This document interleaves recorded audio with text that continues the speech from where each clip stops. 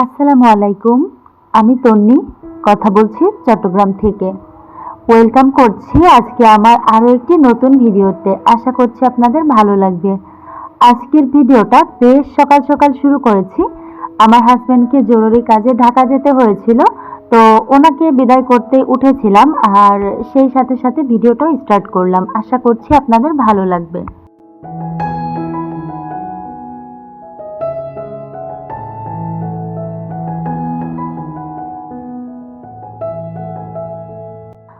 আজকের ভয়েস ওভারটা আমি অনেকবার কেটে কেটে করেছি, আমার নিজেরই ভালো লাগছে না, জানি না কেন কথাগুলো কেমন যেন নাকে নাকে শোনা যাচ্ছে। তো যাই হোক, এইদিকে দেখেন আমার বাবুরা কিন্তু ঘুমোচ্ছে। আর কিচেনটা আমি আসলে রাতেই ক্লিন করে রেখেছি। দেখা যায় যে সকালবেলা একটা পরিপাটি কিচেনে রান্নাবান্না করতে বেশ ভালোই লাগে। তো সব দিন আসলে পারি না, দিনগুলো আমার এমন যায়। আমি তো দেখা যায় যে ব্রাশ করে মুখটাও ধুতে পারি না, এমনকি বাথরুমেও যেতে পারি না। তো বাচ্চারা যেহেতু ছোট, আসলে সবই সম্ভব আমি যদি বেশ ভোরে ভোরে এরকম ঘুম থেকে উঠি। তবে আমি ঘুমোই তো দেখা যায় রাত বাজে ১টা ২টা ৩টা। আহ, সেখানে আসলে সকাল ৫টা ৫:৩০টায় ঘুম থেকে যদি আমি উঠি, এটা যদি কন্টিনিউ করি, তাহলে আমার ব্রেনটাই ড্যামেজ হয়ে যাবে। তারপরে দেখা যায় যে আমার স্থান হবে পাবনাতে।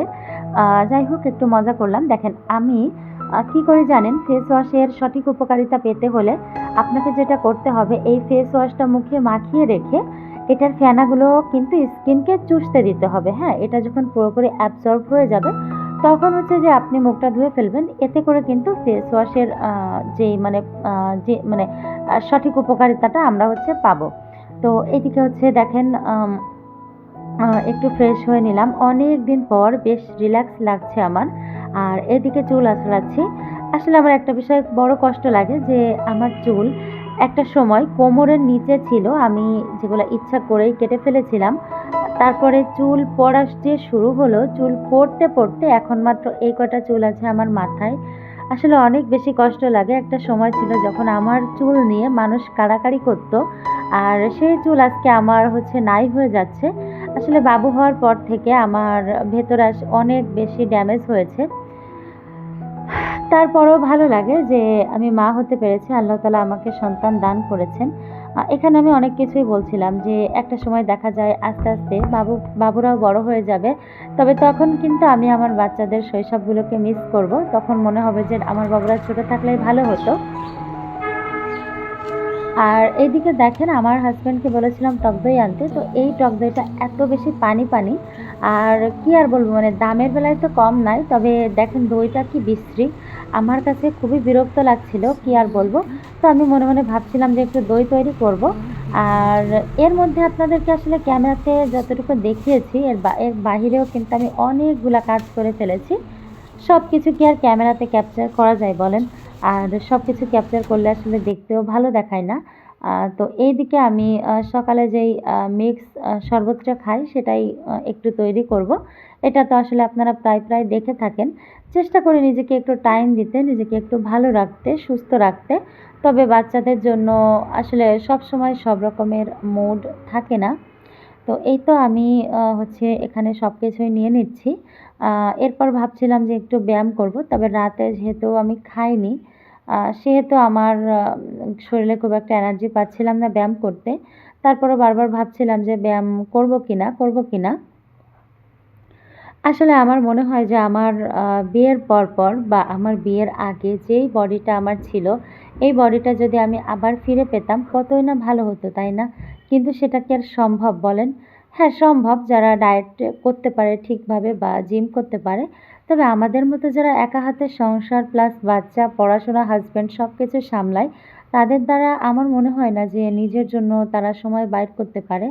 আর বের করলেও দেখা যায় যে শুয়ে গড়াগড়ি দিতে দিতে সময়টা চলেই যায়।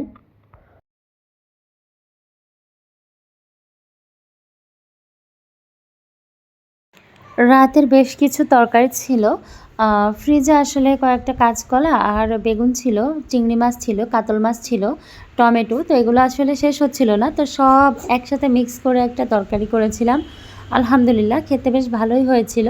তো এদিকে তরকারিটা গরম করে রাখছি যাতে নষ্ট না হয়। আর আমার আসলে মাথার ভিতর যেটা ঢোকে ওইটা না করতে পারলে ভালো লাগে না। এখন আমি দুধটাকে জাল করে নিব। জাল করে নিয়ে হচ্ছে দই পাতবো। আমি চাচ্ছিলাম যে ওদের থেকে পারফেক্ট দই করতে। দামের বেলায় কম নিবে না, আবার মানের বেলায় দিবে মানে ভেজাল। তো যাই হোক এদিকে হচ্ছে দুধটা আমি জালে বসিয়ে দিলাম। তো আমি প্রত্যেকদিনই আসলে প্ল্যান করি যে এটা করব সেটা করব, বাট বাচ্চাদের জন্য হয় না। তো এদিকে দুধটা আমি ঠান্ডা করতে দিয়েছি, এর মধ্যে বাবু উঠলো, ভাবলাম ওকে নিয়ে একটু ছাদে যাই। ছোট বাচ্চাদেরকে চেষ্টা করবেন ভোরের বাতাসটা গায়ে লাগাতে, প্লাস ঘুম থেকে ওঠার পরে সবুজ দেখাতে, এটা তাদের স্বাস্থ্যের জন্য অনেক বেশি উপকারী। তো দেখেন দইটা কিন্তু মাশাআল্লাহ অনেক বেশি পারফেক্ট হয়েছিল, সেটা এই ভিডিওতে তো আর দেখাতে পারবো না, যেহেতু 6-7 ঘন্টা হচ্ছে দইটাকে বসিয়ে রাখতে হবে। তো পরের ভিডিওতে আমি আপনাদের সাথে দেখিয়ে দেব দই করা, সেই সাথে সাথে একটু মিষ্টি করেছিলাম, সেটাও কতটা পারফেক্ট হয়েছিল, সব দুটাই দেখিয়ে দেব আপনাদেরকে। তো দইয়ের সব প্রসেস অনুযায়ী হালকা একবারে মানে হালকা উষ্ণ গরম দুধ আমি হচ্ছে মিশিয়ে দিচ্ছি আর ভিডিওটাও শেষ করছি। সবাই ভালো থাকবেন, আল্লাহ হাফেজ, আসসালামু আলাইকুম।